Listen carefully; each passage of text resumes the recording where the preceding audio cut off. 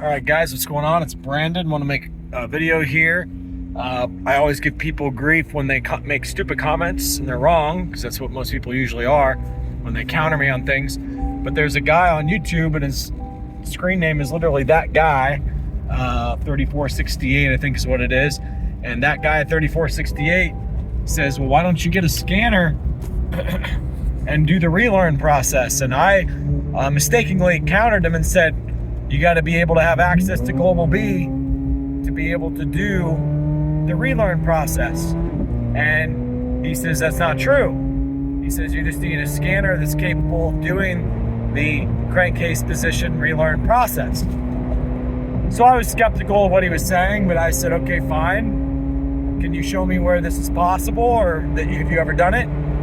He says that he hasn't done it yet, but that he has a scanner capable of doing it.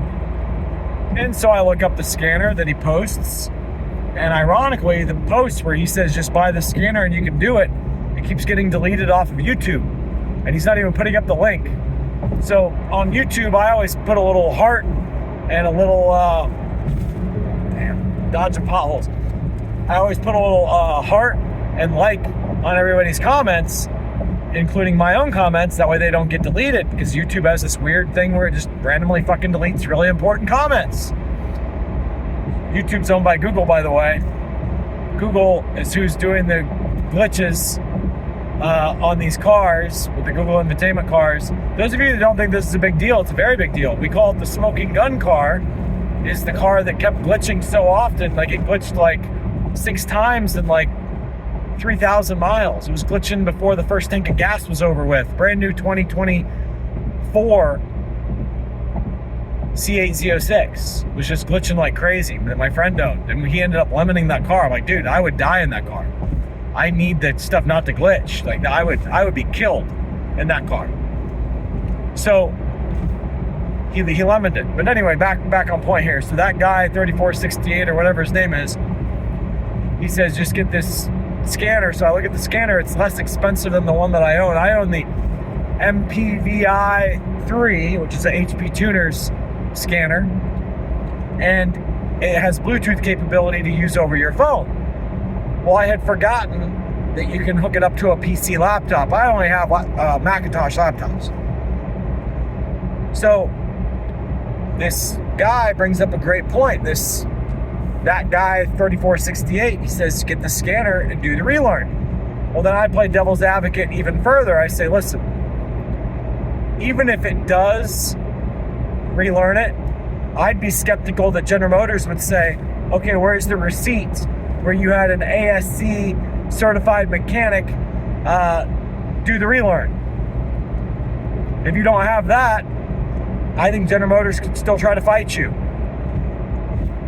With that said, I did some homework on these relearns, and I did a Google search, and I found some HP Tuners, forum where there's people talking about this whole procedure. And there were people saying, hey, I used my HP Tuners to do it and it didn't work. Therefore, I think I need to get a different scanner than the HP Tuners scan tool. And some other people came into that forum thread and corrected the guy and said it's not that the HP Tuners scan tool is flawed. You don't have to buy a different brand. What it is as you do the procedure, you have to work your way up through the RPM very slowly. You have to do the procedure in a very methodical way, very precise way. And if the procedure is not done properly, the car will not pass the relearn. The relearn will not have occurred, basically. It fails, and therefore the code still exists. Okay, the P0315 still exists. And apparently this is for all GM vehicles. Maybe even all other vehicles too, all the big three. But the point is, because I found a thing where they're talking about it in Fords, and it was the same situation. So with that said, that guy, 3468 or whatever the fuck his code was, his screen name, he might be onto something that as long as HV tuners and these different scan tools have the support where they can quote unquote relearn these modules, okay, these vehicle modules, they can get them all to relearn with each other. He might have a point that we can do it ourselves and that it's worth the money, considering the dealership charged me $240.73, whatever it was, plus the headache of me having to fucking go in all these different dealerships and waste time trying to get a dealership to fix my fucking car. He might have a point that it's worth it to invest in these scan tools. Now, since I'm already invested in the scan tool, the next point is it's probably worth it for me to go ahead and buy a PC laptop. See, I was using the device. Let me show you here what it is. Give me a second.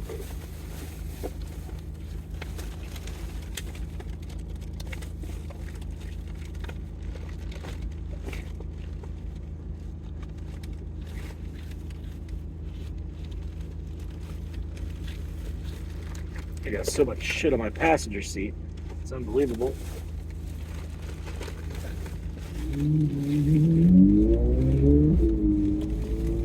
Well, fuck.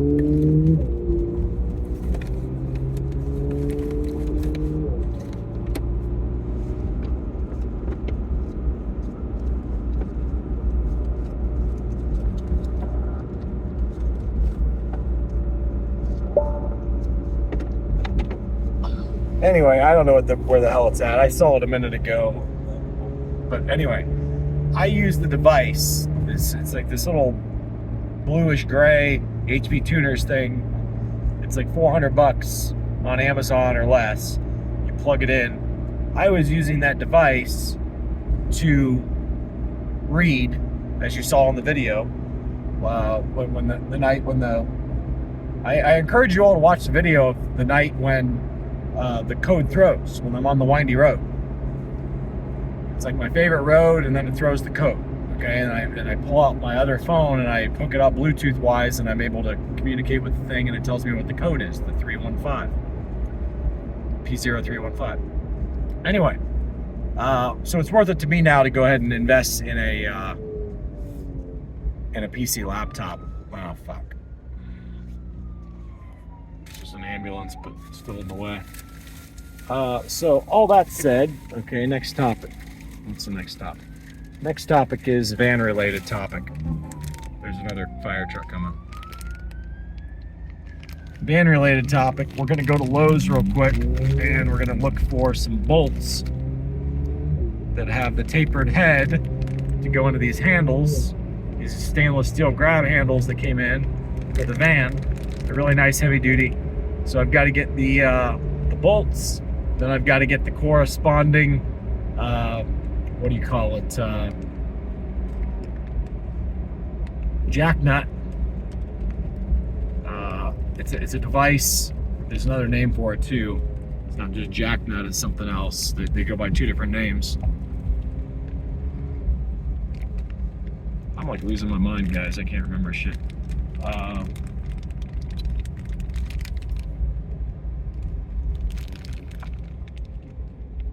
You use the tool.